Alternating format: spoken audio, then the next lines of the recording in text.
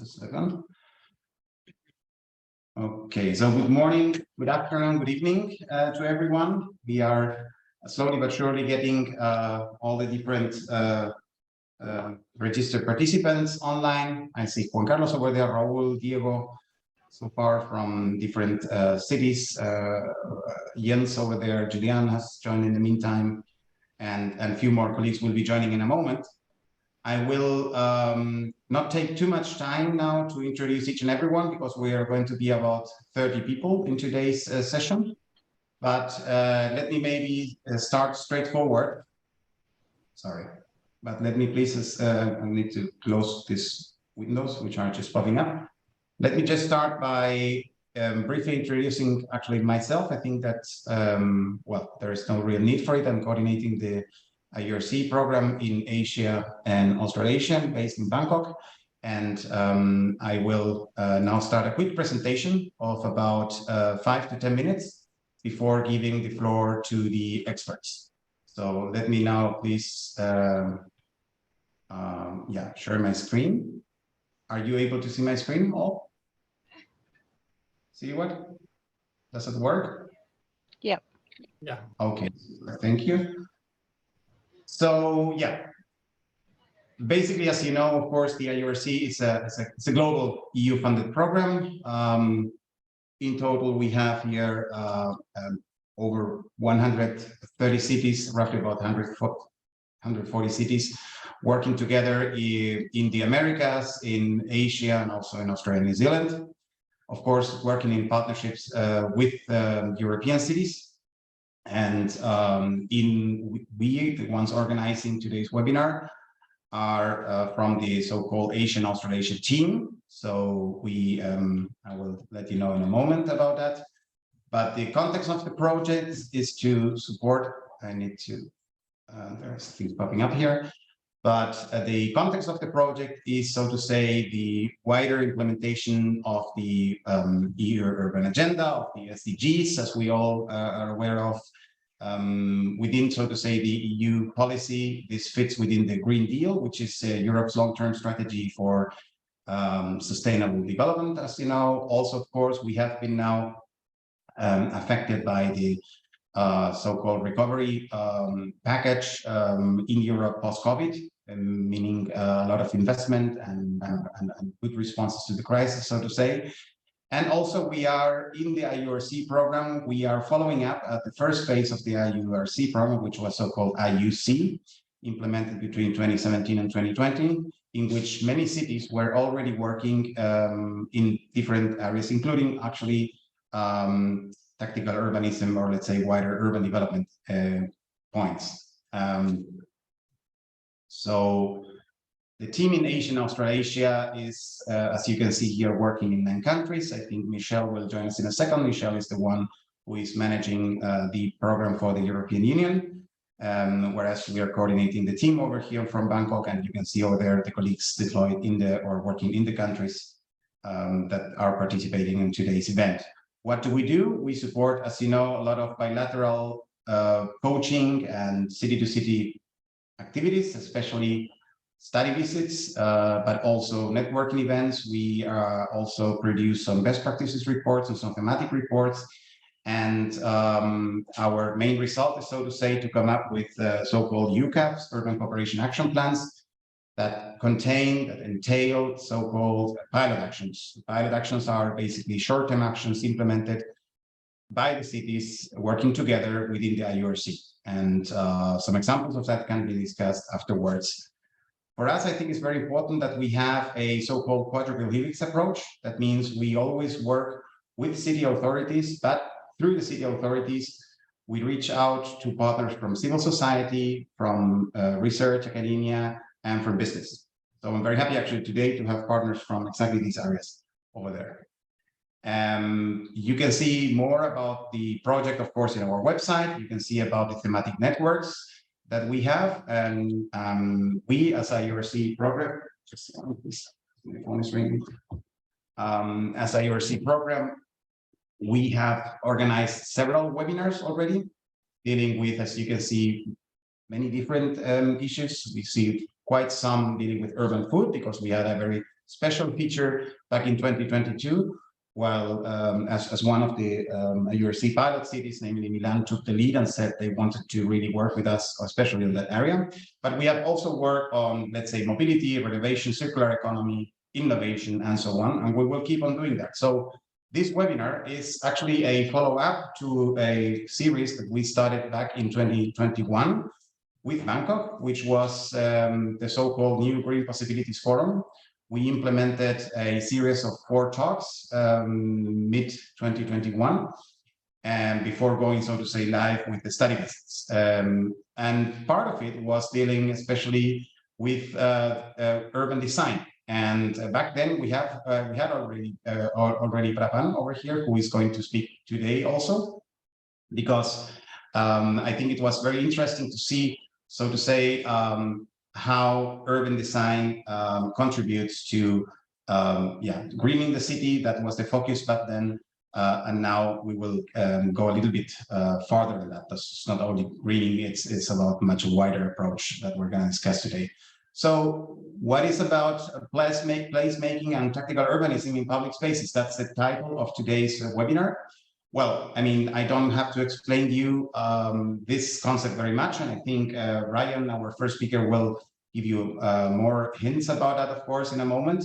I can just tell you that, of course, we have been, you know, this kind of urban prototyping has been a fashionable word, let's say, since at least 10 years, but actually, if you have a look at the at what has been happening on the ground, you can see that already, like pioneers like Jan Giel from, I think most of you know him from Copenhagen, have been working on that, especially in the 70s. So here you see his ground-taking book from 1973, Life Between Buildings. And the idea is, of course, to try to reconquer the city, to improve the livability, to strengthen the communities, and to also react and maybe proact or act to changing environments. I think we're gonna see very interesting examples later today. Where is the question of course, across the globe. I think most of in all the continents, at least, you have quite interesting interventions here. And who is involved in this? The interesting point, I think, is it's not only city authorities, but it's also civil society. Ryan will be the first speaking here, representing a civil society organization / business. But also academia are very much interested and engaged here. I think it's interesting that with regard to the how, of course, there are several methods for it, the so-called do-it-yourself approach and so on. But the main point, I think, is that you are looking for acceptance to test functionality of certain long-term city developments by testing it at a short term. And of course, change takes time. I think this is quite important. We see here a picture, by the way, from Dublin, one of the IURC pilot cities, which is also working in this area and which will be part of the follow-up of the second webinar we're going to organize on this at the end of March. Here, a typical example from Tactical Urbanism, a super block in Barcelona. This is in the Poblenou, in the new town, so to say, in Barcelona. And this is actually a picture I took it back in 2017. You have seen worldwide, you have heard worldwide about, you know, super blocks, a great concept and so on. But you see here, no superilla, no super block, no. So these are people living there, who back then in 2017 already were against. So you can see that I think one intervention, which for many urban planners and especially for many specialists looks like, wow, a ground breaking one, that this is contested and needs, of course, the acceptance of people. The European Union is supporting, I think, the tactical urbanism exchange, especially among cities in Europe through different programs, like, for example, the Urban Mobility Hub of the European Institute for Technology. Also, the Urban Innovative Actions are deploying quite some interesting projects on that. And also, of course, URBACT. URBACT is the largest or the main program for city-to-city exchange within the European Union. So here you see, for example, one project, a walk and roll project about intervention, but here you see also another one with playgrounds in Italy. And today's remarkable speakers, well, Michel, I think Michel, I don't know, Michel, if you are already there or not, but Michel, he's as I just mentioned before in the picture, working for the European Union in Bangkok, in Thailand, and deputy head of the foreign policy instruments. He will be with us certainly later if he's not here now. We have Beck over there, Rebecca Alnott. She's Legacy and Pressing Planning Manager at the City Council. I'm going to say a few words before you start speaking, Beck. Also, we have Ryan over there, Ryan Reynolds from Christchurch. He's director of the Gap Feeder, and I will introduce him also in a moment. Prapan over there as well from Shima Company. I said already that we were working with Bangkok already in 2021 about this, and Maurits Lopez from Rotterdam, and also from the like-minded cycling consulting, so to say. The idea for today is that each speaker will have 10 to 15 minutes, and then we will have an interactive discussion with the IURC audience. Why this? Because we're about 30 people, and we're all from IURC cities, and all of here just based on your interest. So I think we need to give time to this. Please, of course, mute your microphone when not speaking, and turn off your camera in case you don't want to appear in some website pictures that we're making from time to time. So here you see today's speakers. Ryan is over here. So maybe I can start straightforward with Ryan. And Ryan is one of the key figures shaping the global placemaking movement, I have to say. He has given keynotes, public talks, and run workshops on placemaking around the world. He's one of a select of 100 regional placemaking leaders worldwide, chosen by Placemaking X, and is involved throughout the New Zealand, developing the theory and practice of placemaking there. As said, Ryan was showing us over here one of the installations that he has been doing. And so without further ado, Ryan, I would give the floor to you, if that's fine. Thank you very much, Pablo. Kia ora koutou, everyone. It's a real honor to be part of this session today. So thank you, Pablo. Thank you to Tony and Christchurch City Council for helping to organize and for supporting us throughout. I will just try to share my screen here. Can you all see all right? Yes, we see perfectly. Okay. Just so you're aware, I can only see 3 of you in little thumbnails. So if people have hands up or are looking confused, I won't know unless you speak up. I'll try to go quickly. I feel very self-centered tonight. Mostly I'm talking about Gap Filler's work and little else, but through the lens of tactical urbanism, and hopefully manage to say a reasonably interesting thing or two about tactical urbanism. But I'll just leap right in and move fairly quickly. So I've titled the talk Playful Urban Regeneration. I think you'll see that that's a through line in our work. But the story of Gap Filler starts... Sorry, Ryan, can you please make it a full screen modus? Oh, I'm sorry.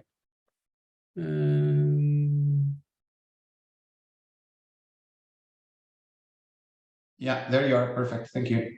Thanks for reminding me. So the story of Gap Filler starts with the earthquakes in Christchurch. So the first earthquake, there was a series over an extended period of time, but the first one in September of 2010, so 12.5 years ago. And this is an image from the hills of actually the dust from the crumbling buildings just seconds or minutes after the earthquake.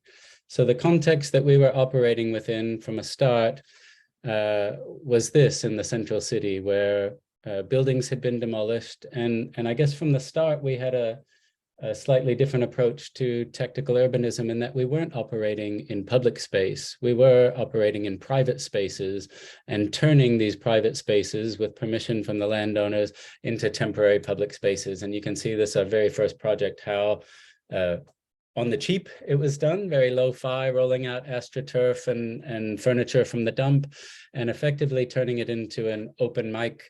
If someone wanted to perform or play music or anything like that, this was a space, and was pretty quickly on the heels of the first earthquake. So we had over several weeks, lots of bands play and puppeteers and all sorts of performers and creative people get in touch. It was important to us. We did provide a coffee truck much of the time, but it was important to us that it was a non-commercial space. It wasn't somewhere you needed to buy something from the cafe to take part or anything like that. and got good crowds along at a time when people were really needing to connect with one another. It was on the last day, this man was a poet, and we had a few hours of spoken word poetry. And this man said towards the end of his presentation, he said, "Today I'm not just a poet, today I'm a rebuild worker." And that in a way got me thinking in a new way, or helped me to realize what we'd started to create was that there were a lot of people out there who wanted to be part of the recovery of the city, who weren't urban planners or designers or engineers who were brought into the government team who was responsible for the recovery. And so that's been the through line for us since the start, is finding ways that everyday people with all sorts of different skills and experiences could feel like they're part of shaping or reshaping or reimagining the place. So we've gone on to do hundreds of different projects, and we try not to repeat ourselves. So we've done photo exhibitions with photographers of heritage buildings, what happened to heritage buildings in around Germany after reunification, because what to do with the heritage buildings in Christchurch was hot topic. We've worked with librarians to create pop-up book exchanges in neighborhoods. We worked with construction crews and musicians and artists to create a sound garden of repurposed construction materials and turning them into percussive instruments and things like that. So all sorts of interactive spaces where people could play, and even in how we created this, could use their bodies in a different way. So it's an important aspect of our work, I think, that we're trying to break people's everyday habits and routines. And so if you create a xylophone where you have to crouch down low and put your body in a strange position, you immediately lose some of your restraint or some of your restrictions. Or if you create a big drum that you need to throw your whole body against, it's liberating in a way. It gets you out of your daily habits and your professional self, or your kind of normal, narrower self. And that's been an important thing that we've been trying to explore through our work. We worked with a retired electrician and a couple student engineers to develop a system to generate power from bicycles. And on a site where an old cycle shop had been demolished, we created a cycle-powered cinema. So it would take 10 people riding bikes to generate enough power to run the projector and the sound system to have these film screenings on the site where the cycle shop had been. So there's also an element of mourning and paying respects and homage and you know, layers of complexity at the same time that it's a celebration and a sort of looking forward. This is a project called the Dancemat, I think one that Pablo has visited. So first created in 2012, and it was on a site next to a laundromat. We got an old coin-operated washing machine and put the amplifier and sound system in there. So actually you lift up the lid and you connect to your own phone to the headphone jack or to the Bluetooth. And when you put a coin in, the lights and sound come on, and it's sort of a pop-up dance party. And we've had all sorts of dance groups that we worked with run workshops and social events there. And then people we weren't in touch with, the professional ballet started rehearsing there, and it just became a site for dance parties and fun social interactions and so on. And even the future King of England danced there once. This doesn't add any value to the project, but it's a fun photo. There's me in the background, and when he was only a lowly prince, Charles. So that's just showing you a smattering of our projects over the first couple of years of our existence. Almost all of those projects don't exist anymore. We're short-term experiments. The Dancemat was one that initially was, I think the agreement we had with that landowner was for 3 months. That got extended to 6 months, but it was such a popular and well-loved project that when that property owner was ready to redevelop, we moved it to a different site, and then to another, and then to another, and then to another. And it's now been around on 5 different sites for 11 years in the city. So that's one of the great attributes, I guess, of this small scale iterative work. It can last for as long as it's loved, really, or you can, you know, if it's not successful or not contributing, it doesn't need to last long, is the flip side. So I actually don't want to say too much about this, but I want to draw a distinct tactical urbanism in the way the phrase typically gets used, or when Mike Lydon coined the term for work that he and others were doing, this is often what it looked like. Very, very often tactical urbanism is happening in road spaces.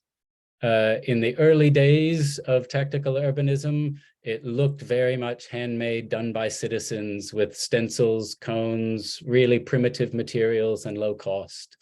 And it was the first step to show the city authorities what citizens wanted or what was possible, in the hopes that it would lead to future steps, a longer term trial, and then a longer one, and then a permanent change initiated by the civic authorities.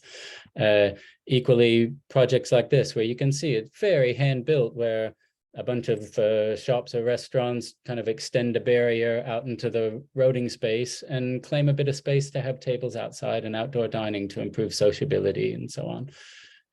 If you Google tactical urbanism today, you're much more likely to find images like this. So in a fairly short span of time, tactical urbanism has become something that has much bigger budgets and is very often government-led now. And I often get pulled into debates about what is tactical urbanism. And my response is to avoid the question in a way. We say, don't focus on what. It's not about what the thing is that gets delivered, what the project is. Is a cycle-powered cinema tactical urbanism or is it not? Don't focus on the what. So I think why tactical urbanism? You can read this. I'll just point out the couple in bold. When you're doing something short-term with less expensive materials, it opens up avenues for participation from people that don't normally get to participate in those sorts of projects. And I think that's one of the primary benefits of it. So it values local knowledge and lived experience. The people who live in a place, who work in a space, who use the streets are the ones best placed to share ideas, suggest, or even deliver the sort of projects on the ground. And that it has to keep everyone in mind, that it's actually democratizing. It's about benefiting everyone. And that question of how is tactical urbanism done? All sorts of ways. It can be developer-led, it can be government-led, it could be civil society-led. A couple points there. I think it's really important. It can be celebratory, uplifting. It can also be critical. Many of the best projects that have happened in Christchurch after the earthquakes were led by citizens or organizations who were angry about the government approach to the rebuild or about a particular decision, and were so angry that they were motivated to action. That sort of critical intervention is only ever positive for the place. So I'm wary of projects that try to sort of censor those critical voices. I would say also it's almost all of the photos, if you Google and do an image search, you'll find events and you'll find installations. But if we're talking about the principles of tactical urbanism, there are a lot of not photogenic things like avenues of funding, systems of maintenance, really quite unglamorous things that are entirely important in terms of how these spaces get used and benefit everyone. I think I've probably said enough about that. So if you have those values of why and how in mind, it doesn't matter what you do. It might be a funding mechanism. It might be hiring someone to be a groundskeeper that's serving these sort of principles. I will say I'm not at all opposed to developer-led or government-led tactical urbanism, but it is easier for grassroots civil society to adhere to these principles that I've put in the why and the how. I'll share two more quick projects. This is a project that asked the people of Christchurch what their favorite 3 things were to do in the city, like the hidden locals' knowledge of what's great about Christchurch. And we made a website, and you can click through the website and find a real person who lives somewhere in the city suggested an idea, how long it takes, is it kid-friendly, and a little bit about it. We also hacked a parking meter and put it in the main civic space in Christchurch in Cathedral Square where there are no cars. And you could press a few buttons and it would spit out a ticket that would give you someone else's favorite free thing to do in the city. And it would give you the Google Map walking pedestrian directions step by step to get from where you are to that person's favorite free thing, and it would limit it to within a 15-minute walk or so. So you would get a ticket here that says, look at the eels at the Bridge of Remembrance, and it would give you directions, and you could go along and find one of these kind of hidden free things to enjoy about the city. So it's celebrating kind of lesser known things of the city and the local knowledge that people who live there hold, and creating that system for reciprocity in a way. This is a project called Super Street Arcade, a giant joystick on a street corner and a big screen on the building across the road playing video games made by a game developer whose office is less than 1 block away. So jump up and down on the buttons, move the big joystick and play a video game. I wanted to say just a couple things about decision-making. When we're facing questions of kind of what style of joystick, we want to make it simple, straightforward, so anyone can participate. So these old, simple knob and 2 buttons, much more than a little PlayStation 3 controller with 13 buttons on it.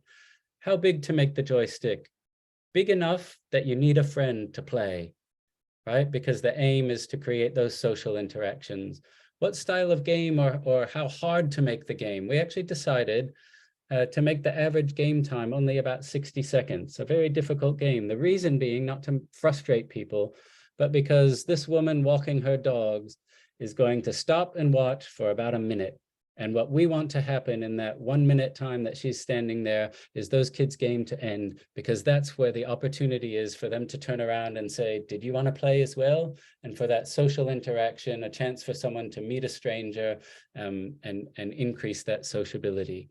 So all of the design decisions, while there's obviously technical things to be figured out with a project of this, we say humanities is the foundation of design for anything relating to placemaking or tactical urbanism. It's about maximizing those human interactions.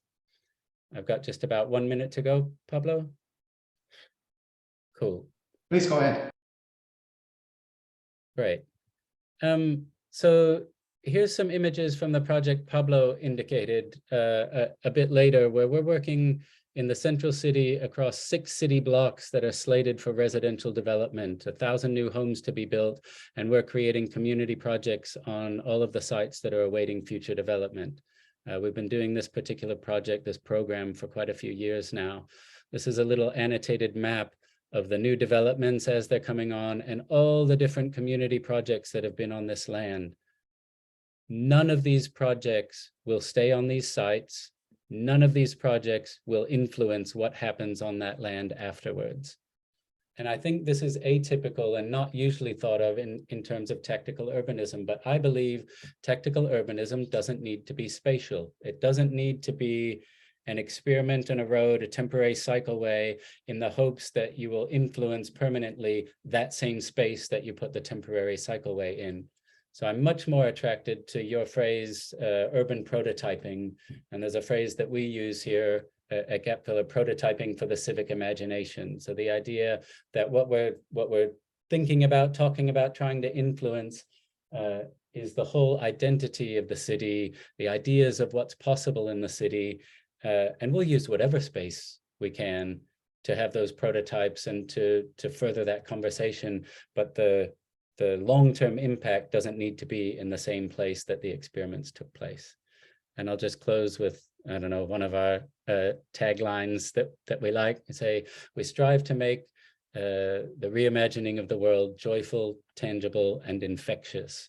So some of the big issues facing cities, we want to make people feel left out if they're not part of the conversation, because it looks like we're having so much fun that everyone wants to be part of it. Thank you. Thank you very, very much, Ryan. Very, very inspiring talk. Actually, a lot of things to speak about. You're going to remain with us until the end of the webinar, right? Super. So we're not going to put questions straightforward. Just a quick comment with regard to what it is, what is tactical urbanism, what is not. It is certainly not the planned cities of the, let's say, early 20th century, Brasilia, Chandigarh, just to mention a few of them. And I'm not going to mention actually the Australian one, because actually I think Brisbane wasn't a planned city like the like the capital city that we all know. But Rebecca is with us today, and Rebecca is working for the City Council. She is the Legacy and Precinct Planning Manager in the Brisbane 2032 host city for the Olympic Games and for the Paralympic Games. Maybe some of you are not aware of that.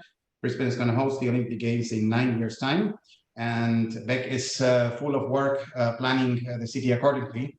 And probably some of these ideas of today could be, maybe implemented in 9 years' time or before that. I think there is quite a long here that I would like just to mention that Beck has been with us working in the IURC very, very proactively since a year and a half, more or less. We have had exchanges both in Australia and here in Europe. And you are an expert in urban regional planning, and the floor is yours, Beck. Yep. Hi, everyone, and good evening from Brisbane. Pablo, if you can throw my slides up, that would be awesome. But I plan to do a quick plug for Brisbane because on the world stage, we are an unknown entity. So for most people, so I'm going to run through who we are and some of our history. But importantly, I want to meet the brief, which was to talk about public realm activations, new green spaces and active transport projects that we are delivering now that have come from our lighter, cheaper, quicker approach or tactical urbanism approach to how we shift these trials to permanent gestures for our city. So it's great to follow Ryan because we've actually got a great history of taking those installations or those projects that we're testing in the public realm and actually committing to delivering them in situ permanently. So we'll have a chat about that. And I'll close by mentioning a really exciting community engagement program that we've just run through called Inner Spark. And we will use that to set the next tranche of transformative projects for our city. And some of them will, of course, be tested through this tactical urbanism approach as well. Pablo, next slide, please. Who we are and what do we stand for as a city? Well, we're the capital of Queensland. We are the largest local government in Australia. We were amalgamated in 1924 from 20 local authorities. We have a population of nearing 1.3 million. We have a budget of 3.5 billion and we are big. We are like over 1,300 square kilometres. So we are a very capable organisation that is well resourced. So you will see, I guess, through parts of this presentation how we've committed those resources to deliver grand gestures for our city that have come from tactical urbanism or lighter, quicker, cheaper. Next slide, Pablo. Just a wrap on this slide because I know we want to get to the really interesting stuff, but we are a subtropical city and we have a fantastic climate. Our climate is so great that we can host the Summer Olympic Games and Paralympic Games in the middle of our winter. So, we are an outdoor city and a nature-based city, and nature underpins a lot of what we stand for as a city. Pablo, can I flick to the next one, please? In terms of our livability, we are in the top 10 livable cities in the world. Our neighbour, which is part of our region, the Scenic Rim, was named last year by Lonely Planet as one of the top 10 regions to visit. We are the first Australian city to receive silver certification by the UN for our SDG work. And as Pablo mentioned, excitingly, we are the host city for the Brisbane 2032 Olympic and Paralympic Games, which is really exciting and sometimes terrifying as well. Next slide, please, Pablo. We're on a journey at the moment with our First Nations people and our reconciliation with them. Our Aboriginal and Torres Strait Islander people are the longest living continuous culture in the world. And we are certainly going through a process, and particularly as part of our bid to the IOC to shift how we acknowledge and recognise their history into our recent history. So we have a reconciliation action plan. We have a caring for country principle, which means what we do to country, we do to ourselves. And you can see that they were the early occupants of our city. And if you ever come to Brisbane, whilst a lot has changed, a lot really hasn't changed as well in terms of how our First Nations people moved around our city and used the peninsulas of our city. Next slide, please, Pablo. As Ryan mentioned, road space is often offered up as or tested through a tactical urbanism approach. And we are Australia's third city. And as Pablo mentioned, we weren't planned like our capital, Canberra. And all of this leads to the fact that no one thought we would amount to too much in terms of our status as a city. So one of the challenges that we need to overcome when we think about lighter, quicker, cheaper approaches to doing things is we don't have these enormous road corridors to play with. Our road corridors in our city centre are 20 metres. So if we are to take road space back to test ideas, we are actually displacing private vehicles, and we need to be really clever about how we message that and how we do that. Next slide, please, Pablo. So Meanjin is our Indigenous name for our city. So from Meanjin to Brisbane, and again, this goes back to the fact that no one thought we were going to amount to too much. We were actually named after a governor of New South Wales, which is actually the state that Sydney sits in. So we were never actually considered to be a really significant city when we were founded, but boy, have we tested those boundaries now. And I'll run through some of the projects that we are delivering as we get ready to host the Olympic Games, and also the engagement that we've undertaken. So Pablo, next slide. The Albert Street Green Spine. This project emerged out of the City Centre Master Plan. And it was tested through a lighter, quicker, cheaper approach. So we actually convinced the city administrators to close one of the key city streets for a 3-day outdoor picnic. And that was a really fantastic way to show decision makers that this could work and the consequences could be managed in terms of displacement of private vehicles. So this is actually in the process of being delivered at the moment. It is a key link between what is our People Street, which is Queen Street Mall, and our Botanic Gardens.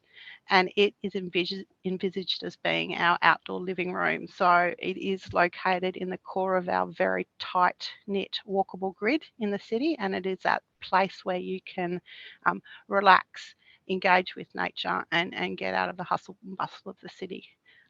So in order to shift this from a tactical urbanism approach to the delivery of the capital works, the permanent capital works, the council tested the idea with the community through tactical urbanism. We prepared a vision for the street. So we took it one step further and prepared the vision. So that was cross sections and how we went about achieving this. And then, we waited until a big infrastructure project came along that touched the street, and then we had that in our back pocket, and we said, well, if you are going to do that, then we want this in exchange. So this project is being delivered by our Cross Rail project. So that's our big suburban rail expansion, and it primarily happened because we were ready to engage with the infrastructure delivery partners to make sure that we could deliver this on behalf of the city. Next example, Pablo. Fish Lane. Fish Lane's located in South Brisbane. This is a different delivery model. We tested this. This is actually taking a step back. New York has its high line. This is our low line. So this is the land located under the rail viaduct in South Brisbane, for those of you who have been to Brisbane. It was pretty gritty, not very safe, and mostly unloved. Council prepared the Fish Lane Master Plan to try and show private developers and the private sector what could be achieved if we worked together to deliver this. They were still largely unconvinced by the potential of Fish Lane. So we went into a process of hosting the Fish Lane Festival and partnering with some businesses in the local area to close the lane, to activate the lane, and to demonstrate what was possible. None of this stuff is easy or quick to deliver, the permanent installations, and this, because it has been delivered by the private sector, has been delivered in bits and pieces. But we are actually at a point now where we have the whole lane delivered, and is the people of Brisbane love Fish Lane, and it's really doing it's really contributing very positively to the urban fabric of South Brisbane. Pablo, next one. Victoria Park Barambin, and this is where you see our double naming of our new projects in recognition of our First Nations people. This is a big project, so you would, I think Ryan will go, oh my God, how does this even relate to tactical urbanism? It was a repurposed 64-hectare golf course that is going to cost upwards of $1 billion to deliver once it's all done and dusted. But to give the city the confidence to, A, displace the golfers, who were a very loud voice in the city, and also to invest the capital expenditure in delivering something like this, we did a lot of testing. So there was a lot of activations in the park, a very light touch, and a lot of community engagement with people to say, what do you want? What do you see the future of this space? And actually giving the decision makers the confidence to make that really big, grand decision, which is close the golf course. This space has a much bigger role to play in the city in terms of offering up, you know, a new city parkland that's 64 hectares in scale. Next slide, Pablo. Botanica, which is our creative lighting installation in our City Botanic Gardens. It was again done through testing of ideas. The idea came from our River Art framework. We partnered with sponsors to do a one-off event within the Botanic Gardens. There was no commitment that this was going to be an annual part of the city event landscape, but it has shifted from being a very temporary installation to now being held annually, and 70,000 people show up to Botanica each year. So it is a really popular event within the city's event calendar, all done through testing ideas and partnering with industry to try and give, I guess, decision makers the confidence to be bold and invest capital. Next slide, Pablo. So I guess we are not the only city to take advantage of a COVID pandemic. This is our lighter, quicker, cheaper installation of our city cycleways. It looks probably more engineered than what Ryan was showing, which is people showing up and spray painting lines on streets, but that's what happens when city engineers get involved. But this is temporary infrastructure for all intents and purposes, and an opportunity to test reclaiming some of the city street space back for cyclists and e-mobility. So cycling's not that huge in Brisbane because of a range of different reasons. We have helmet laws, which, you know, it makes it less attractive than in Europe when you can just jump on a bike. We're a subtropical city, which means it's hot a lot of the time, and we're a hilly city. So riding a bike around is sometimes not the best way to move between destinations. But what has really taken off for us as a city is e-mobility, so e-scooters and e-bikes, which overcome some of those challenges in terms of climate and topography and geography. So this is really popular, and we are looking at A, making this permanent, and B, adding to the CityLink network with other key streets within our active transport network. Next one, Pablo, if that's possible. And a lot of those ideas or those projects that I've spoken about have come through testing processes or community engagement processes with our community. And we've just completed the next one of those, which is called Inner Spark. And Inner Spark was an opportunity to work with our local community to test big ideas as we get ready to host this, the Brisbane 2032 Olympic and Paralympic Games. So we hosted a conversation that went for 8 weeks. We held a range of different workshops. We had pop-up community events. We tested ideas.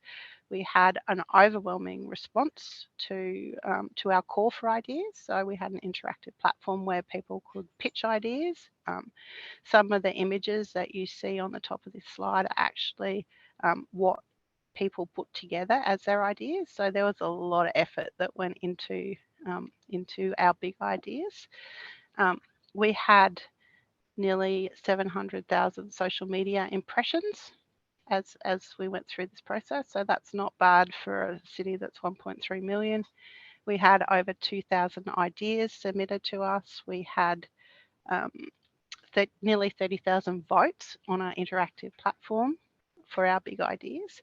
But overwhelmingly, the themes that emerged from this process were, and the most popular theme was green. So, and that's no surprise for those of you who are familiar with our city. So when we say that the most popular theme was green, it was green streets, green infrastructure, green buildings, green anything. Like it was nature-based and taking back space and greening space. And that's because we're an outdoor city, but also when it's green, it's cooler, and we're also a hot city. So that was overwhelmingly what we heard from the community. And part of the next tranche of work we will do is take some of those projects and test them like we did last time. So we can test, and then we can shift from testing to permanent installations. And I think that's it for me. Super. Thank you very, very much, Beck. Very, very interesting also, the different examples you mentioned, the fish line, the Victoria Park, the Botanica, CityLink, and the Book of Ideas, compiling everything at the end. Yeah, it's about engagement and so on. We will skip now the discussion for the end of the presentation since we have 2 more speakers now. And I guess, Beck, you're going to stay with us also for the next 45 minutes, right? Super. So we're going to go straight forward to the next one, to the next city clockwise, so to say, looking from the east to the west time zones at least, which is Bangkok. And so I'm very happy to welcome here Prapan. Prapan is a landscape architect and the co-founder of a Shema company in Thailand, in Bangkok. He has received a degree in landscape architecture from Thailand, from the Chulalongkorn, the most traditional university in Thailand. Has been working for several years also in Singapore before, and created the landscape company Shema, and also has been one of the promoters of the We Park initiative. So Prapan, can you please tell us a little bit about that, and also can you do you want to share the screen yourself? Yes, I'm testing out now. Let me try to share.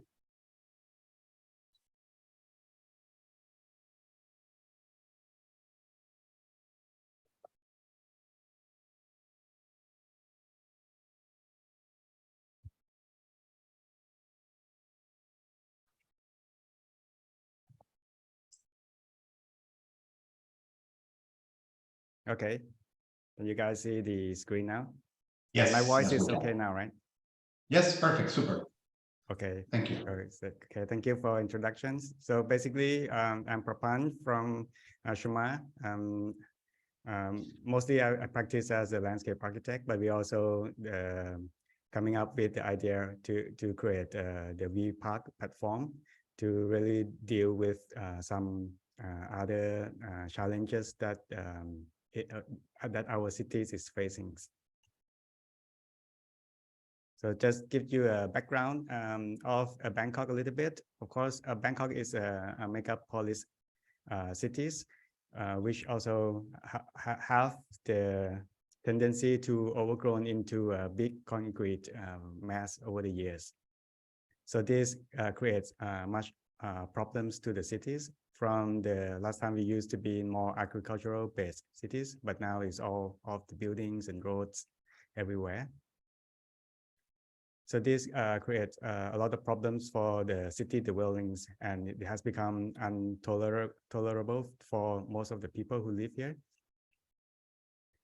And then if you look at the potential of the areas in between, like neither public or the private areas, you can see that sometimes the cities also try to create something, but as you can see in these pictures, it may not achieve very well because nobody use this kind of spaces. And that leads us to think that what went wrong with these ideas where, cities trying to have the idea of their own and then try to push the ideas to the public to use. But in the end, it's not something that the public really wants. Another challenges that we are facing now is the tax instrument, because now that there is the tax, what's it called, tax, to reduce the payment of the tax, you have to do something on your land. If you leave the land empty, you will not get the rebate on the tax. So now conceptually it seems fine, right? Because it's trying to make sure that people do something with their lands. But in the end, what people do is actually just to plant something and call it a farmland. But it's not actually a farmland that is active. But it's just to plant some lemon trees in there and then leave it die in the middle of the urban areas. And sometimes they even, chop off the big trees that used to be there before in order to do this kind of fake agricultural farmland here to avoid the tax.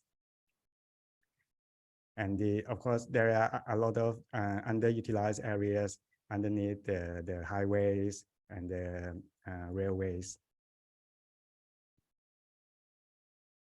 And with the land that doesn't do the agriculture, just now what you see, you can see that there are potential, because Bangkok is also in a nice weather and ecological system, that if you leave it empty, the nature tends to overtake the place and can give ecological service to the cities. So we think that if we use the green as a solutions to trying to introduce the green back into the cities via these empty plot lands, it might be good for the cities. And we started to think that not only it looks green, but actually these empty spaces, network of empty spaces can create much more impact if we try to give some of the put in some ideas of how to use or utilize the space. So for example, it can be social infrastructure, environmental infrastructures, health infrastructures, or the food infrastructures, or the biodiversity infrastructures. So we started to think about the possibility of this difference of the aim that we create these smaller parks here. And with all the connection, if you think of, even though it is a small plot of land, but if we put together all together, it could create much impact on the cities. And actually, we've got granted from the health department a few years ago. And luckily that when we started to implement our ideas, we went in to talk with the Bangkok administrations. And then it's at the same time that they are also trying to tackle these problems. So we working together with them, working out how do we create an impact through this smaller space and use it and try to set the benchmark to improve the green space quality over the years. So from 6.9 square meter per person, we want with this impact, we would like to gain as much as 10 square meter per person for green spaces. So instead of just looking at the large plot of area to turn into the park, we can look at the smaller plots and work with the different stakeholders to turn it into a green infrastructure. So for the V Park, we will be the middle persons who try to link all those stakeholders to help to think together to create a park that is usable in many ways. So we gather the designers contacting the government and also the authorities, the private sectors. Everyone can join in this process. So from selecting, so surprisingly, when we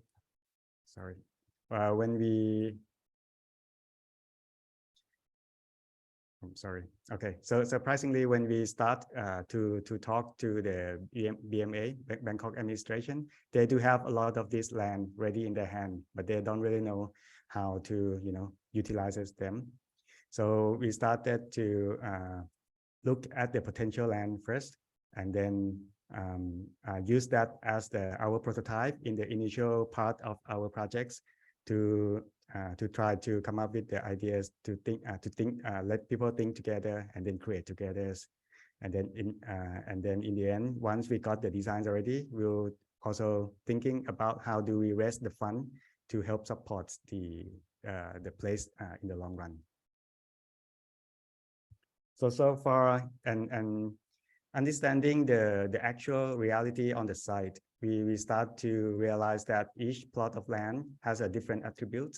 Some is already owned by the states, some is owned by the private sectors, and the way to implement those lands will be different. So some of the land that we got, like the first one, is actually is donated by the private sectors, but now it's belong to the government sectors already.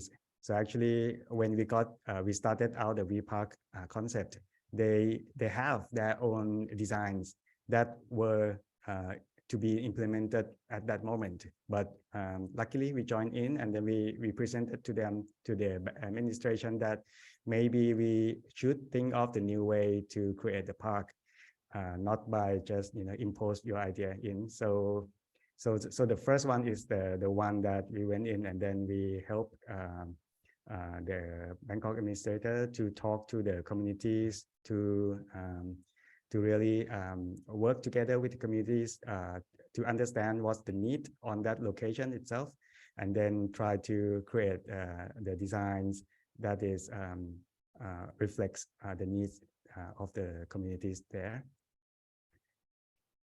And then the other example that I will show today is a plot of land that is belong to the private sectors, but they will lend out their lands to the governments for about 7 years for the government to be able to turn this into the public space for 7 years. So you can see that each plot of land will require a different kind of approach along the way. When we talk to for example, when we talk to the communities, when we talk to the university nearby, there are different ways that we can try to come up with ideas to change them. So the first park that I told you is the Wat Ho Lampong Rukaniwet Pocket Park. It's a park that is the land is already belong to the government sectors. So this is the plot of land that we have just behind big condominiums on the left here. So the first thing that we do is we're trying to go into talk to the community nearby, including the schools, the senior communities, even the condominiums, the hotels, the restaurant operators, to understand the needs, and then try to get them together. And with the help of the universities, we bring in a class of students to come in to help try to imagine the idea for the park, and then talk at the same time, use that as a process to talk to the community as well. So through the designs from the students, we kind of, before we actually implement the idea of the designs, we also have a pop-up park concept so that we can test out the ideas. And it is also the ideas to bring people around there to come out to voice out their concern, because sometimes we have to come up with different techniques to talk to the people. Sometimes Thai people is very shy. When we just ask them, they might not be able to tell you what they need. But once we have the mock-up, the real mock-up of the space, they tend to have more imaginations, and then they can give us more feedback. And with that feedback, we also come back again to improve the design so that it's kind of most suitable for the situations. So along the way, we have developed the designs and talked to them in a few rounds. And in the end, the majority of the funding is still from the government, because this is the park that is owned by them. But we also wanted to test the idea of crowdfunding. I think Thai people is very generous, but mostly the way we donate the money is to the temple. It's not very popular idea to donate the money to build the public park yet. So we kind of joining with the website, which is help to create this kind of platform to raise the fund through the website. But so in the end, we got some funding to help buy the playground equipments. So that's a good start for us, I think. So after the park is finished, you can see that the ideas is many ideas come from the school student itself. They ask for the space for them to do some homework after their schools. So we create kind of pavilions here with the tables and chairs for them to have, because these are one of the things that we never think of when we design the park in the first place. So after that, we also try to with the many occasions throughout the years, we also try to create some activities on the site so that the people around there can come in and enjoy. Okay, so the second park that I have time to talk about today is the Khonsang Pop-up Park. This is the park that is still belong to the private sectors, but they lent to the government for around 7 years to utilize the space. So when we went in the site, is actually because it was left empty for a long time, so it's basically becomes like a trash ground to people who just throw away their stuff here. So the first activity that we see fits here is actually gathering people around there to help clean up the spaces. So it's a very basic concept, but in the end, you know, there are a lot of communities surrounding by that got interested in the space, and they feel that there might be some good things that will come up here. And then we also try to connect our activities to others greater activities like Bangkok Design Week as well, because those are the timing that people find a good time to go around Bangkok to see some creative ideas around the cities. So we think to make our site more related to the urban people in general. We tie in our events with the Bangkok Design Week, and then try to do small scale pop-up park over here. And of course, with we try to find what are the community groups is already there, like the students who already have the football games over here. So we kind of invite them to use this space so they can feel that this space is useful for them.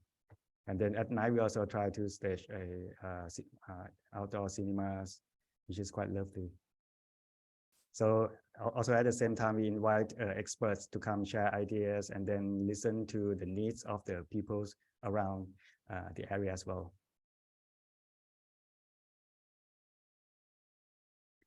And then, so like I said, this is the part that the government doesn't have the budget before. So the way we gradually create the activities is more suitable for this site, because we don't have the high budget for here. But since the first activities, the second years we come back, we have another activities, which is we aim it to be a little bit more permanent. So we invite the communities around there to really utilize this space as their agricultural ground. So and before that, we have to ensure that there are really a need for people to come here and to be sure that people will keep maintaining this and then really utilizing this land. So the second year we doing the gardening, like the farmland gardening ideas. It's a way to participate in communities and also to really utilize the space well.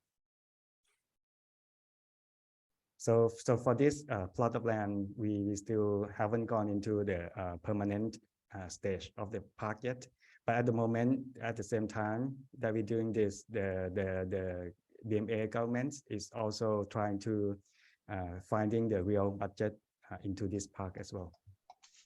So I think, so this concept of the activities that we created along the way would help to shape the park in the future and ensuring that it is what community is familiar with in the end. And other than that, we also build a knowledge platform of how we create each plot of land into a little book, so that we can share this knowledge into other cities throughout Thailand as well. And we are also trying to create a database where we invite people to help locate the vacant land near their home, which might have the possibilities to turn into the small park, neighborhood park around their home. So this is under the way now. Yes. So I think with this concept, I think we're still in a very early stage of the VPARK concept, and we hope that we will find more opportunity in the future. Thank you.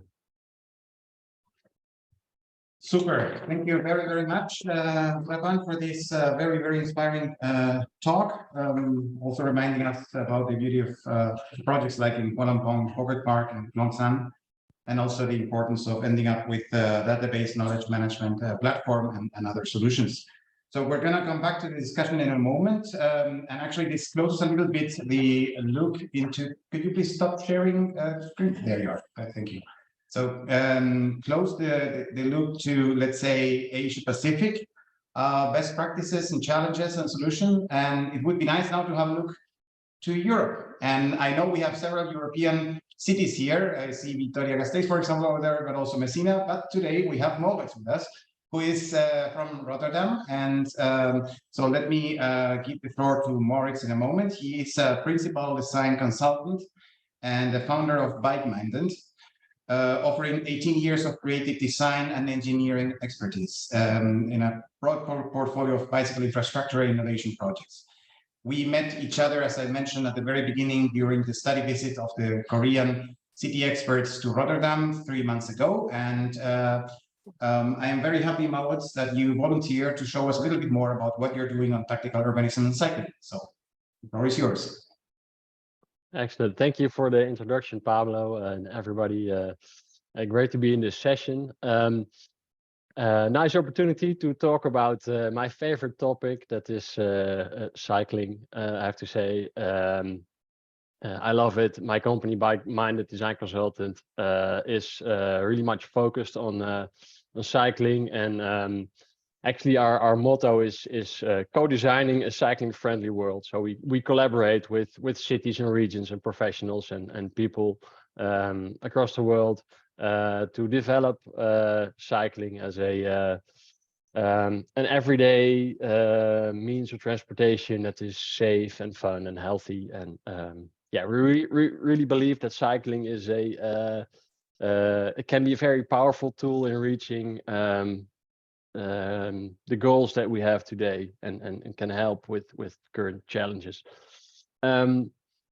I will speak a bit about cycling in general and about the context in the Netherlands, to kind of set the stage, and then showing some examples of tactical urbanism, or maybe quick build solutions, if you will. Yeah, and I hope that will contribute to today's discussion. Let me see the next slide. Yes, this works. So Bike-Minded, what we're focused on is we collaborate on design, and we advise on mobility, cycling mobility. We have a very integrated, holistic approach. It's not about cycling is really a tool, and it's really about making nice cities that are livable and people-friendly places, and making transportation systems more human, focusing on active transportation. Yeah, it's an important part of that. A lot of what we do is developing the cycling networks. We also do that within various, actually, I have to explain a bit about myself. So I'm the founder and design director of Bike-Minded, which is a small a design studio based in Rotterdam in the Netherlands. We are a part of the Dutch Cycling Embassy, which is an NGO, Dutch NGO, facilitating the exchange of knowledge about cycling internationally. And I also am an advisor of cycling mobility and design for the city of Rotterdam. So different roles, but they all relate to cycling. Show you a couple things to give you an impression. This is a project in the city of Eindhoven where we are developing kind of a metro map for high quality regional cycling routes with a color-coded wayfinding system. This is kind of, well, state of the art, the newest things happening in the Netherlands relating to cycling. This is an international project. Very interesting to hear about Brisbane, how that's the after Los Angeles, the host for the Olympic Games, if I'm correct.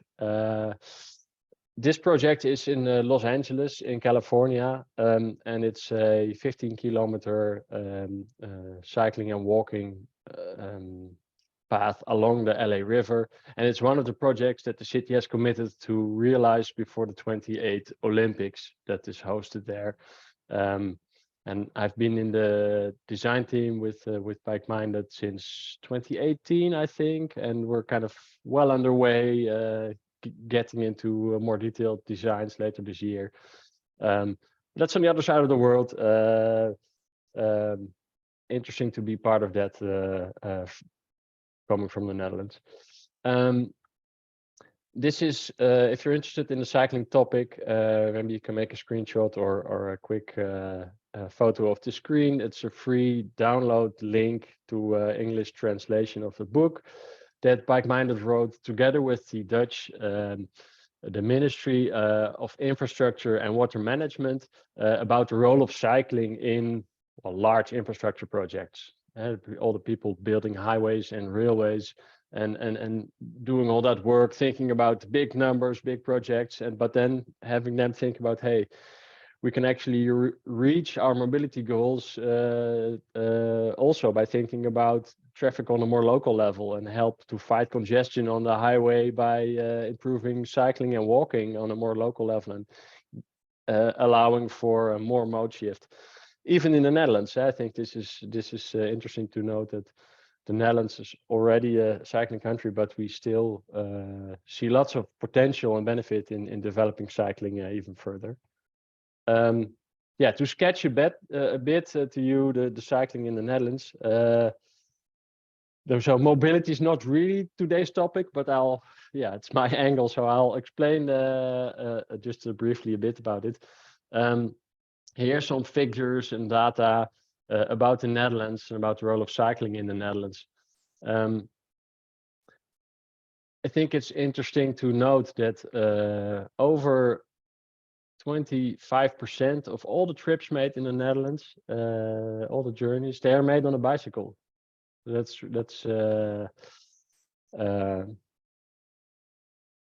interesting to think about. And if you see, look at the graph on the right, that's the distance of the trips. You see in the light blue, those are the bicycle trips. You see, really those shorter, even a bit medium range distances. Lots of people are able to cycle or choose to take their bicycle in the Netherlands. And of course, we are in the Netherlands in a good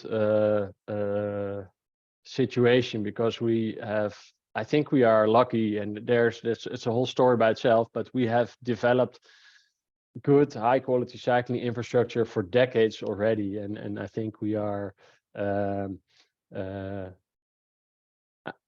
know we are an inspiration to lots of places in the world where people are looking like, hey, that's something we want. We see cycling is, it's healthy, it helps to save space on our streets.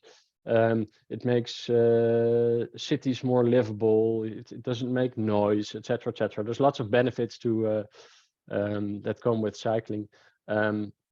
So that's why it's very cool to see that cycling is really on the rise in a lot of places. And I think Netherlands, that's why I also like to talk about this, but also share this knowledge and think with people in other places.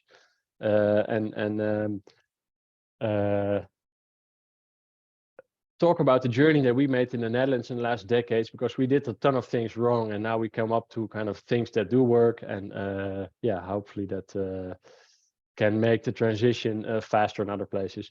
One thing is good to point out, I think, in the situation where we're in with the big challenges, I mean, cycling is really good for our planet. It's a very efficient way to move people around compared to most other systems we have. Anyways, cycling, it enables for good people-friendly cities that are also can be very successful.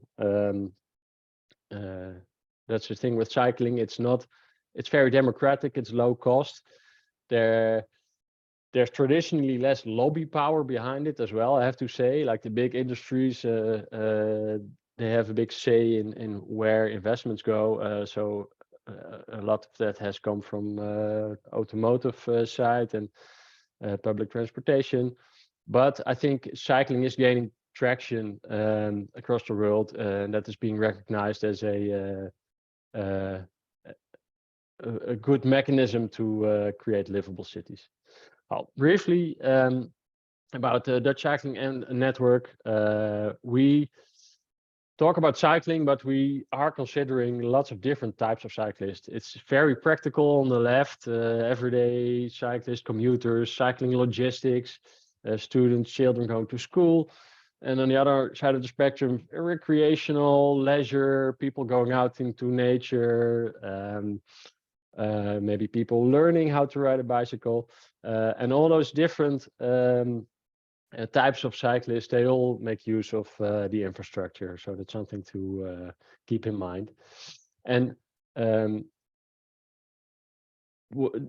good infrastructure, a good cycling network is really the prerequisite for, it's the basic condition to enable cycling for people to become an everyday mobility option that is safe and attractive. You see in a lot of places that the networks are not complete, so they're bits and pieces, and even in the Netherlands we still have missing links, and even though we have the best developed cycling networks in the world, we are continuously working to improve those cycling networks. But I think in a lot of places it's really, they're more on the basic level, really getting the basics in place. So in the Netherlands we have advanced. We have a lot of cycling network. Basically we have a complete system for all users, and so from any A to any B, from your door to your destination, you can choose to take your bicycle. And it can look like this. Yeah, basic cycling network is really a street where there's low volumes of cars and low speeds, and there, yeah, you can mix and you can just share the street, and that's fine. Nothing special needed really. But what you do see along busier streets or in between larger destinations, you see dedicated cycling network. In the Netherlands, typically in red asphalt. It's very uniformly designed. It's the same across the nation. Clear intersection and designs with the car traffic and pedestrians, etc. Just to give you an idea what it looks like. If you haven't been in the Netherlands or have no previous experience with that. And then we have that kind of the top level cycling network we have, and this is something that's been developed a lot in the recent years. This is the high quality regional bikeways, and these are really seen as a powerful instrument or a tool to relieve congestion on the highway systems. So that we see that a lot, that especially commuting traffic or the rush hour, and what can you do? You can build more lanes, but we have learned, we know for decades that building more lanes does not solve the congestion. We just move it a bit. And this is something that that does help, because if you can only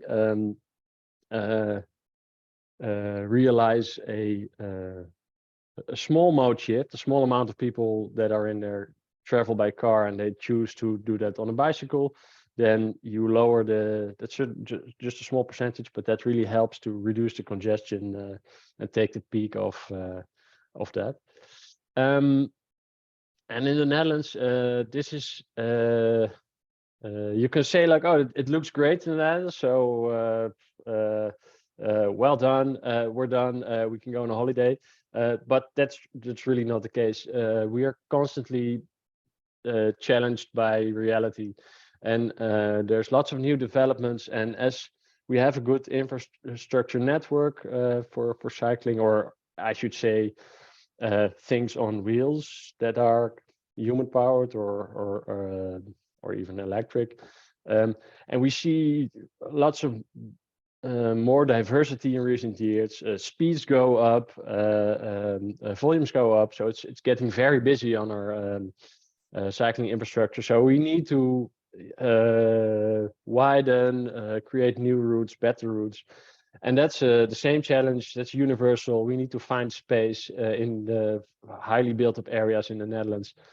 And I guess that's where tactical urbanism comes into the this little story, because it's really yeah, I think an interesting tool and an interesting mechanism, powerful mechanism to challenge the use of space that's there, and yeah, in a maybe a temporary setting, experiment with what can be, and learn from it, and hopefully leading. Sorry, Moritz, could we go a bit quicker, please, because we're just running out of time. Okay, thank you. Yeah, sure.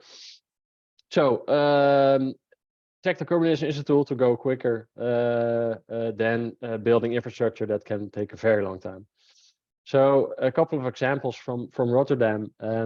This is an intersection, the Vasteland, where there was really an acute safety issue where there was simply not enough space for the cyclists and the pedestrians to move across the intersection during their green phase. And when the cars would get the green phase, they would still be in front of the car. So something acute needed to happen. So yeah, it was kind of a quick intervention or an experiment with concrete blocks. It wasn't pretty, but it was safer.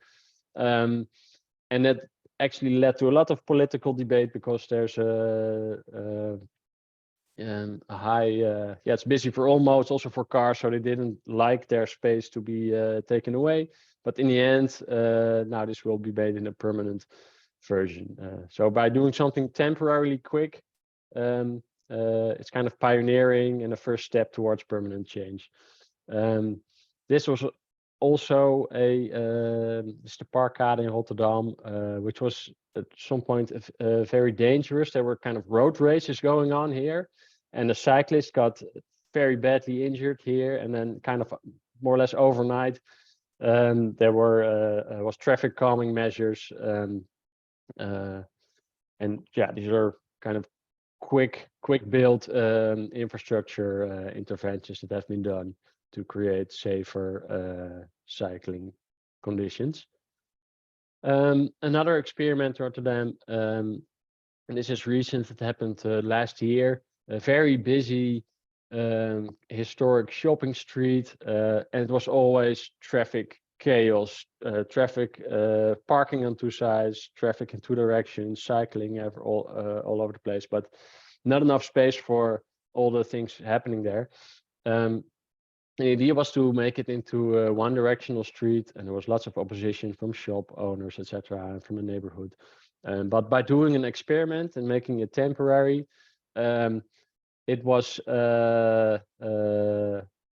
possible to do it. To say like, hey, this is not, we're not changing the street yet. We're trying to make it better. Let's find out together. And you know, you can, if it doesn't work out for you, we will adjust. And that's what happened after the first week. Adjustments were made. But now the decision has been made from, hey, this is actually the good direction, and now it's a template for a future permanent situation here. This is an interesting example. It's called Fietsvlonder. It's the bicycle parklet, so to say. We have a big challenge in Rotterdam. We have ambition and policy to reduce parking places on the city streets, especially in the downtown areas. But there's also a large demand or lots of opposition, I have to say. Nobody wants to get rid of their parking place. So how to go about it? And then the interesting invention was to make a bicycle parking parklet, Fietsvlonder it's called. Residents or shop owners who feel the need for more parking spaces and free up precious sidewalk, they can apply just on the city website, and together with, I think, if you have 3 neighbors, you have to have 4 parties, I guess, to apply for such a thing. Then you get it in front of your house or your shop, and then it's being monitored for 3 to 6 months. And if it's well used, then it's made permanent. And then here on the right, you see the picture where the same space gets permanent. Yeah, we have these steel rectangular bicycle stands where you can lock your bike against. It's very simple.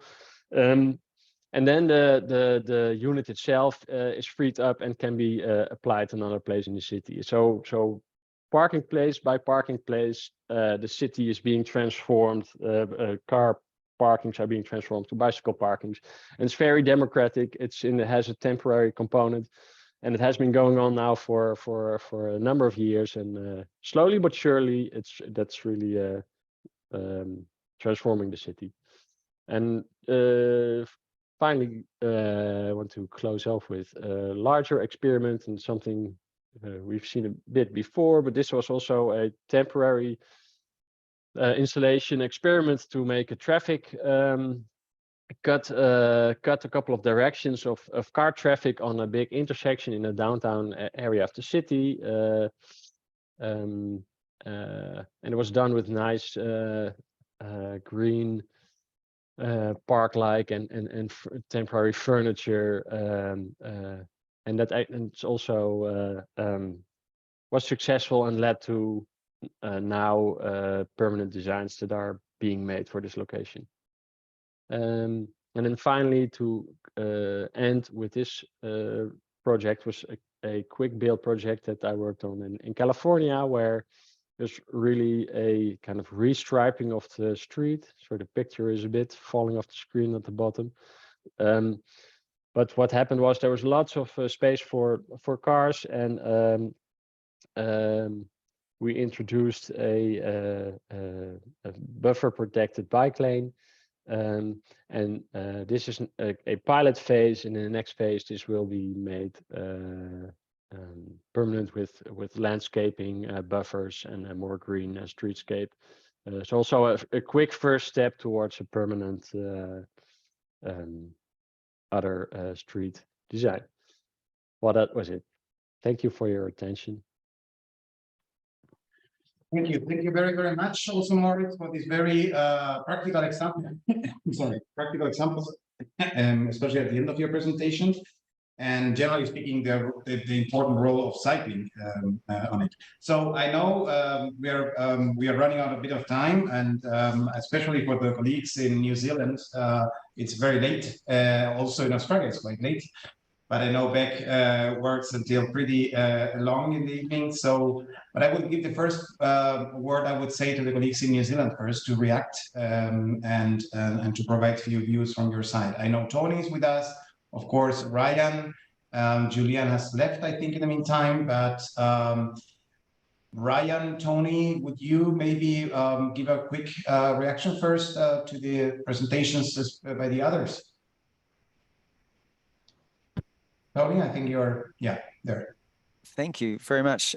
That's very kind. Look, it was amazing, and shows the benefit of doing, quicker, lighter, faster approach. I think that it's applicable in lots of different contexts, and I think that what we've seen tonight is the different examples of where you can apply this thinking, and it does apply to lots of different areas of city design and urban development and community development too.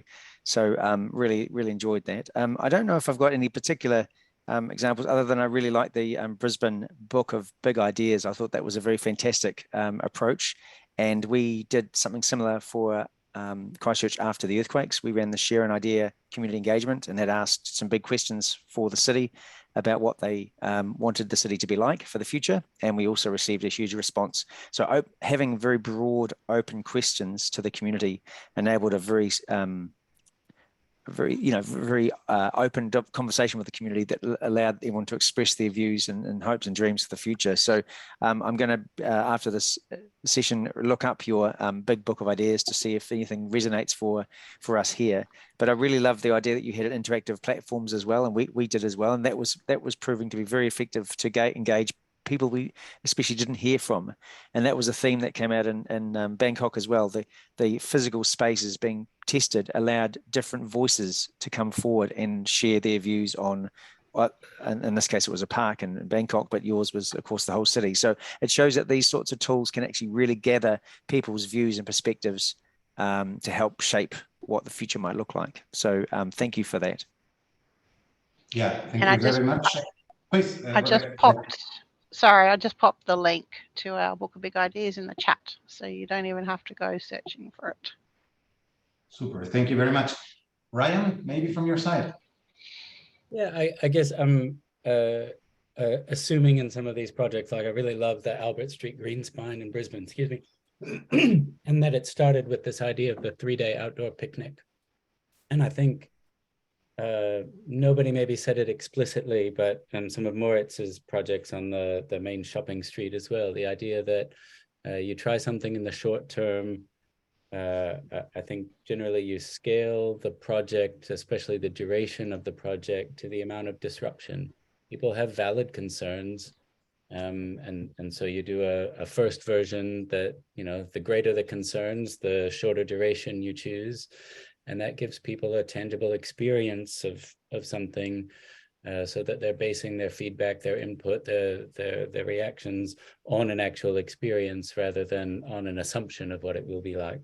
And so that was maybe just one through line I thought worth drawing between the different presentations. Super. Yeah, thank you very much. Maybe we will open up, I think, the floor maybe to the wider audience. Of course, we have here still quite some colleagues from Europe. I see Juan Carlos over there, for example, by picture from the Vitoria-Gasteiz, which is Europe's former green capital, 2012. I don't know if any of you would like to give a first question. I see over there Jens, please, volunteering. Please, Jens, go ahead. Yes, thank you. Fantastic presentations. And Papan, a really interesting approach of giving personas to urban spaces. I think it was a very unique approach that I haven't come across. Actually, all these presentations lead to something which is really important in the cities that we deal with a lot is capacity building between the different communities, including the municipalities and so forth. And in our case, we've just teamed up with 4 cities in the Baltic region and from 4 countries, and we are engaging with young citizens. And one aspect of entry points are the urban data to understand your neighborhood, because the young citizens will only think about what is in it for me. So it's their neighborhood. It's how that is going to change.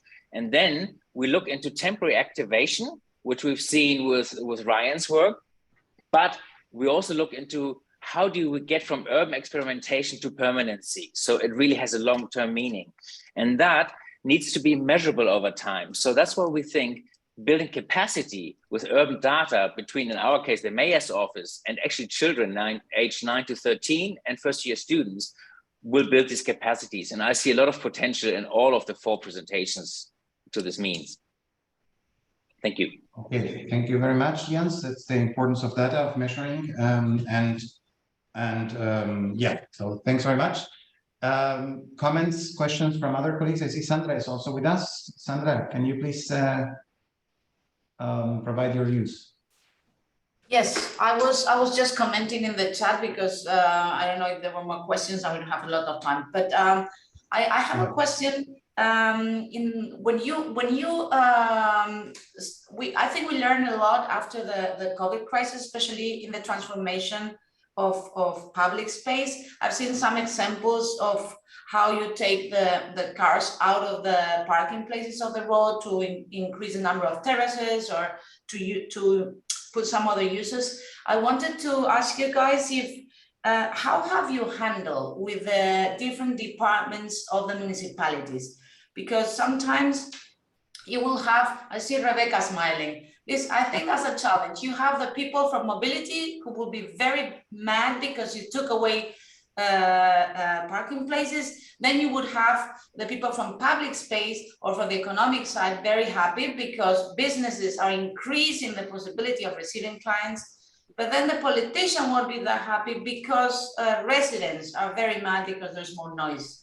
So this is a great challenge. I don't know if some of you can give some examples. With the participative process is okay because you deal with the premises, you deal with the residents, but the internal departments of a municipality, I think that's a big challenge. So I don't know how did you guys handle to do that?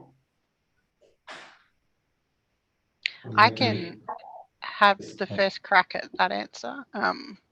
How many engineers have we got on the call? 0? Excellent. I'll be honest. For us, when we test these lighter, cheaper, quicker ideas, it's a very light touch. It's like asphalt laid out on streets. It's, we bring in ping pong tables, we bring in outdoor furniture. It is a very light touch.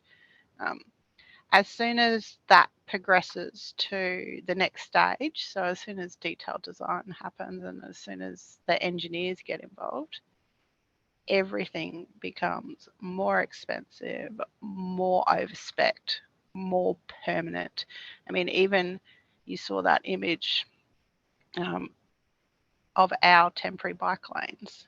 I mean, they are temporary and they look very permanent. Like we had to change intersection configurations, we needed to change traffic lights, so there are challenges in an organisation between the different silos within an organisation and the different disciplines, I think, and sometimes it means that projects that you want to deliver cheaply and quickly, and test ideas becomes out of reach because they become bigger than they're intended in that first phase and become uneconomic and too risky.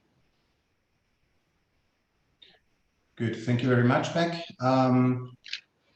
Yeah, I don't know if any Ryan, Pravan, or Moritz, if you want to reply on this point straightforward, or maybe we give the Moritz, please. Go ahead.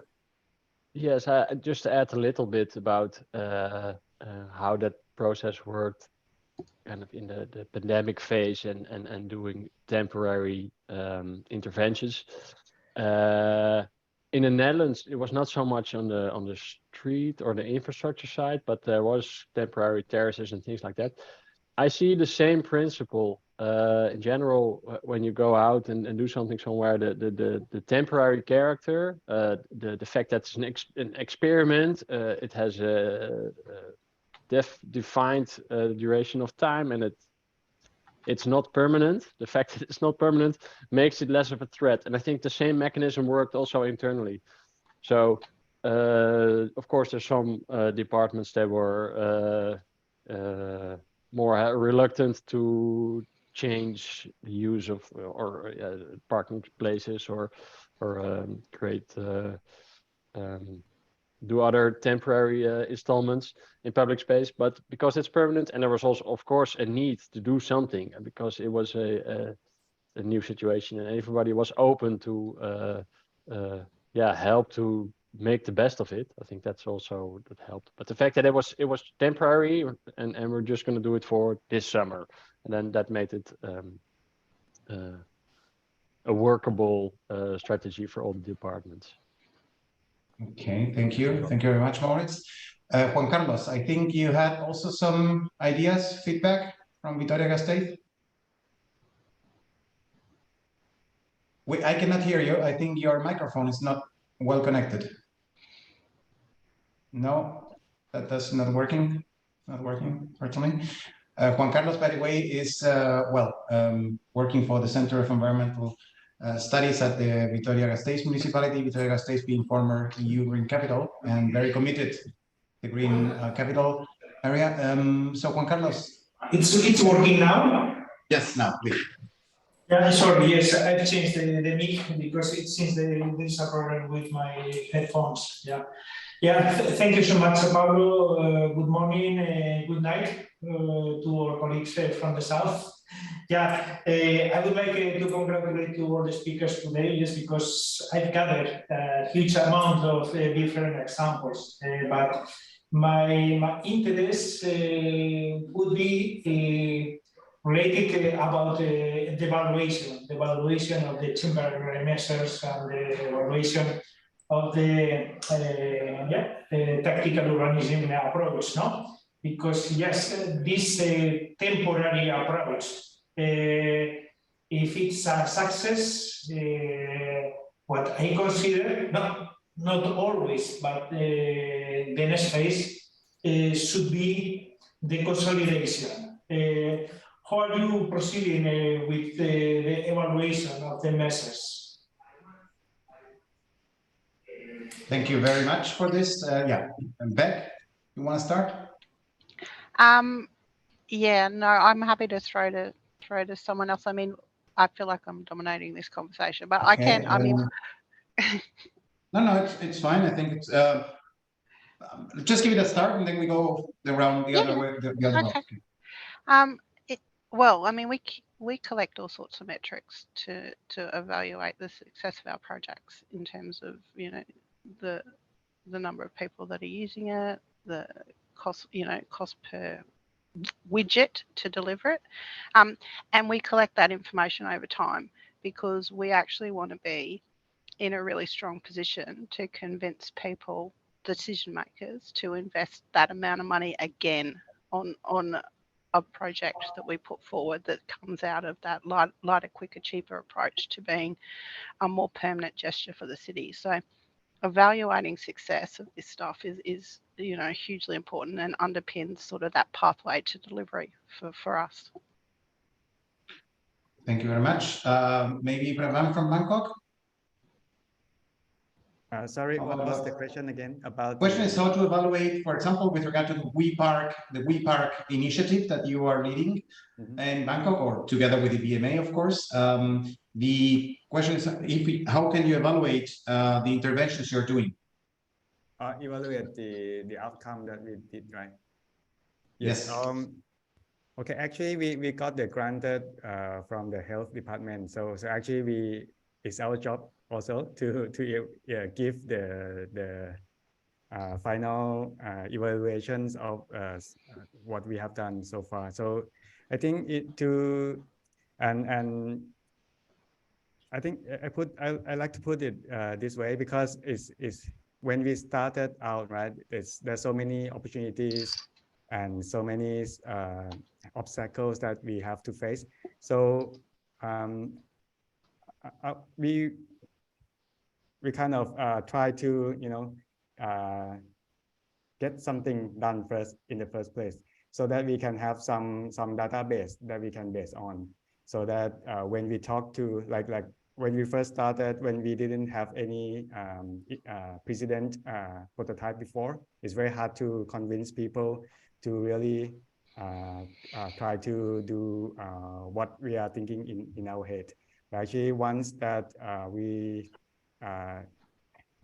co-partner, I think it's important that we can get the good partner in the first place, so that they can be the one that share our thinkings and then try to implement it together. And then after that, after the first step, when we have more data about what we do and what satisfactions that can create inside the communities, we can report that to the next community that we are talking to, and then that becomes much easier. So actually, the evaluations become something that helpful for us to keep the things rolling on as well. That's all. Okay, thank you very much, Pavan. Maybe Ryan, from your side, how do the people vote, the citizens, by using the installations you have created? Monitoring it. I mean, we're a small third sector organization, so monitoring and evaluation is very resource intensive. So it is one of the most difficult things for our part. I guess I have two answers. One is we look to other organizations who find value in what we do. And so the best monitoring and evaluation and data that we have about some of our projects come from the public health authorities or the Mental Health Foundation, who've been doing surveys and kind of extensive longitudinal research that includes some of our work. So we sort of get some data through those other organizations who have taken an interest in our work. The difficult thing, and I guess the biggest thing that I wanted to hope to convey is evaluating an individual project is already hard. It's far more interesting and far more difficult to talk about the cumulative impact of dozens and hundreds of these small tactical urbanism gestures. And very often the legacy of those is not in infrastructure.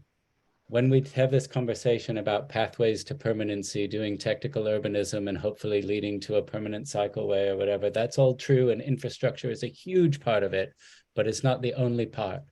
And the cumulative impact of lots of little gestures changes people's whole attitude, changes the culture of a place. It's incredibly hard to measure. If you're interested, I'd love to have this conversation, because we have done some complex work about a theory of change and how to kind of gauge cumulative impact of hundreds of small gestures and so on. But that's the most interesting thing to me, is when, I don't know, the Economic Development Agency for the city wants to start calling it a city of play or something like that. That to me is the tip of the iceberg sort of evidence that there's been a shift in the way people think in a place. The fact that, in the newspaper this week, there's an article that says Christchurch is the cool place for students again. So the universities are all fully enrolled here, and the universities in Wellington and Auckland have declining student numbers. It's not a direct measurement of the value of our work or any individual project, but those to me are really interesting metrics in the big picture. Thank you very much, Ryan. We're going to give it 5 more minutes for discussion, then we're going to close, then we're going to give the final words to Ronnie Hall from DG Regio from the European Commission. But first to Diego, over, please. Diego? It's me, Pablo, it's me? Yes, please. Yeah. Yes, Diego. Hello, good morning, good evening, and kia ora koutou to my dearest friend from Christchurch. And thanks for this wonderful samples, and everything was wonderful. I could check the magnificent work made by Ryan in Christchurch. I remember especially the OMAT project with that space, the ladies, the girls dancing there. And I have a question for Rebecca from Brisbane. Not Brisbane, the first lesson you led me in Brussels, Brisbane, how to pronounce it. It's about the Victoria Park project, because I don't remember wrong, that was a golf course. I don't know if this was private or a public golf course. Now it's a big park with a lot of activities to do there. Now it was private or public. Now this public, or you have the user to pay something for just for be there, for explore the area, to get this fun time. Thank you. Yep. No, Victoria Park was a public golf course, but you had to pay to use it. But it was the city's land. So the city made the decision to close the public golf course and repurpose that space as public park. So there is one remnant use from the golf course still there, and that's the golf driving range, and that's very popular. That's the only pay to enter activity in the 64 hectares. I mean, there's obviously some food and beverage and things like that, but in terms of, park related activities, there's the golf driving range, but the rest of it's publicly available with no fee. Okay, thank you very much. Yeah, maybe I'm going to put my last question just before Ronnie takes over and closes the webinar. The idea of this webinar is actually to identify maybe some ideas, some points that could lead to a joint action of cities. So that's the reason why it's so important that we have here also the city councils represented, the focal points, so to say, from the cooperation from several cities, as just mentioned before, Vitoria-Gasteiz, Malaga, just to name a few, but also from other cities. And so a question I have here is if you would think about something that we can try to jointly launch in the near future, after having seen a little bit of the presentations of it, what would be like the one idea that you think that we should try to maybe jointly implement? Means that we could implement the same idea in the cities or in different cities at the same time, and by doing this, leveraging a little bit the impact, let's say the international importance, significance of it. Maybe we will start with Ryan, clockwise. Ryan, what do you think? What have you seen here in the presentations that would maybe inspire you to implement something along with Christchurch? I think I have an indirect answer. For me, maybe not a specific project that leaps out, but it was something Moritz said about cycling being democratizing, and something about not having the lobbyist money behind it, and realizing just so plainly that local governments, for instance, often engage widely and are required even to engage everyone, but there are big money interests at play that can have undue influence in these processes. And so just that idea that sometimes, I don't know, there's that tension or contradiction that to deliver democratizing work, actually you need to not include some people sometimes. That's I don't know. Yeah. Something I'm mulling on. I'm sure I'll take that away for some time. Cool. Thank you. Tony and Julian, maybe from Christchurch as well, from your side. Julianne, would you like to make a response?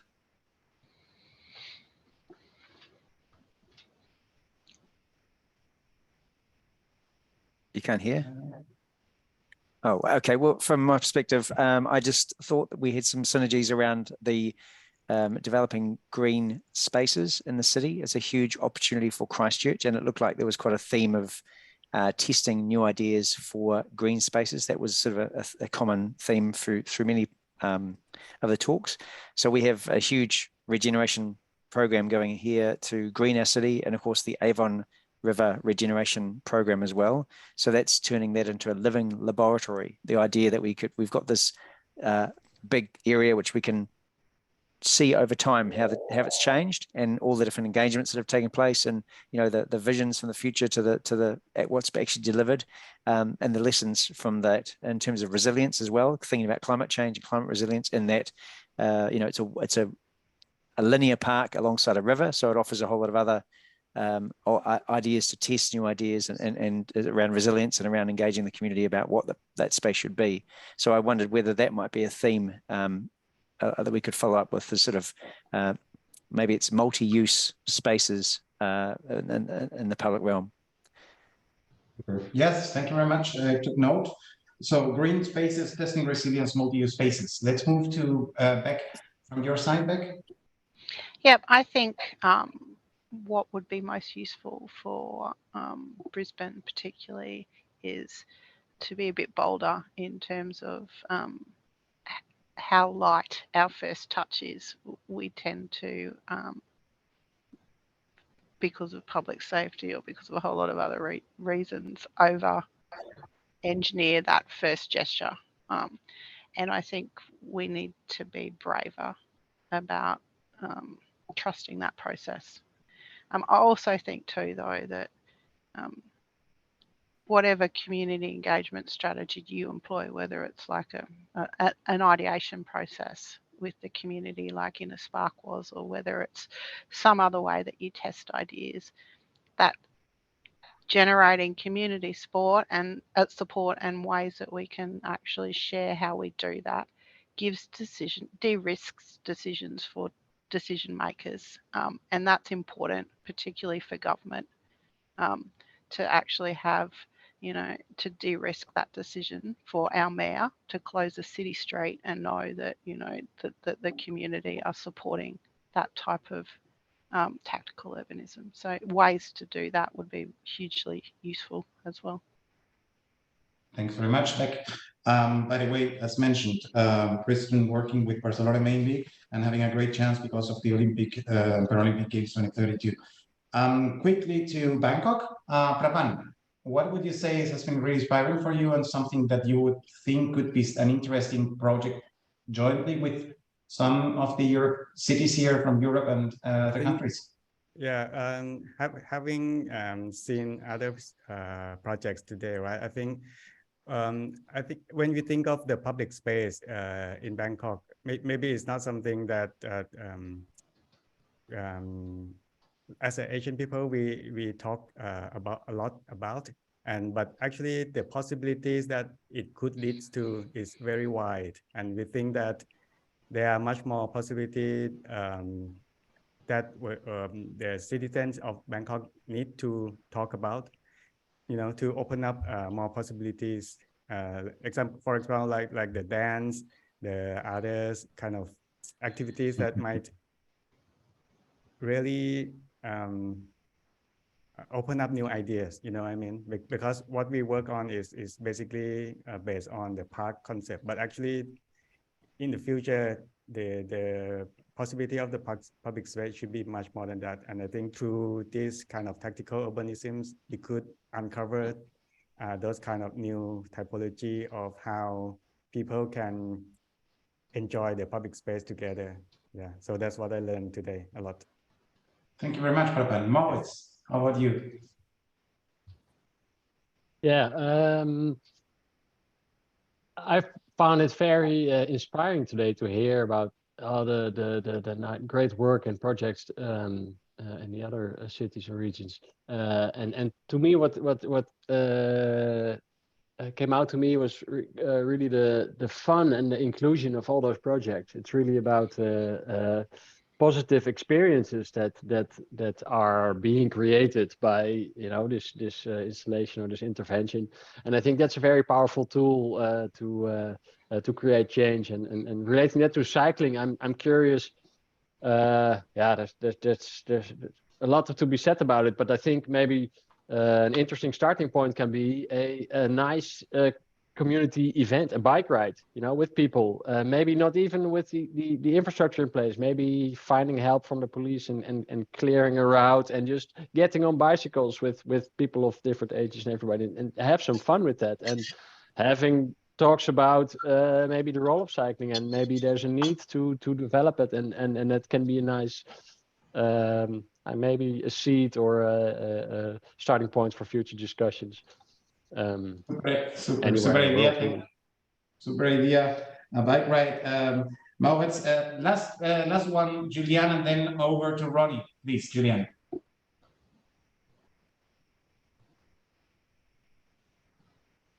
Your microphone is not working. Thank you. Is it working now? Okay. No. Julian, yeah, just a moment, Ronnie. Julian, it's not working. Your microphone is not working, right? No. So, Julian, sorry, but don't worry. We're going to have a follow-up in a month. Then you can, so keep your question, please. Ronnie, please, back to you. Thank you very much, Pablo. I would like to add to the many remarks that I see in the chat and verbally on the excellent quality of this seminar. I was going to say that this is perhaps the first seminar where the cities that have been present are cities that I have not had the good fortune to visit, but then I saw Juan Carlos, and of course I remember the visit to Vitoria-Gasteiz all those years ago with our visitors from Canada, if I recall correctly, and a very interesting experience it was as well. I think we've seen projects which provide all of the justification in the world for the concept, which is IURC.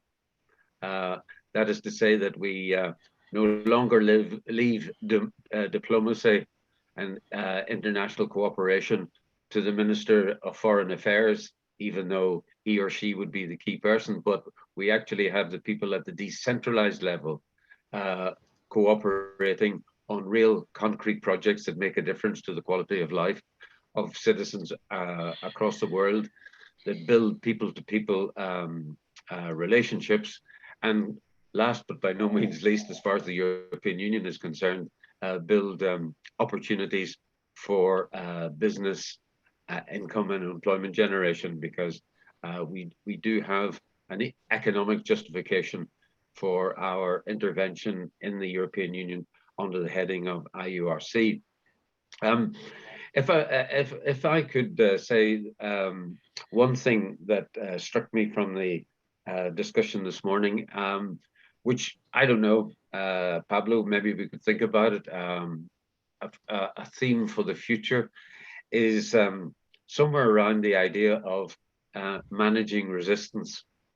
I heard quite a lot about that today in the presentation.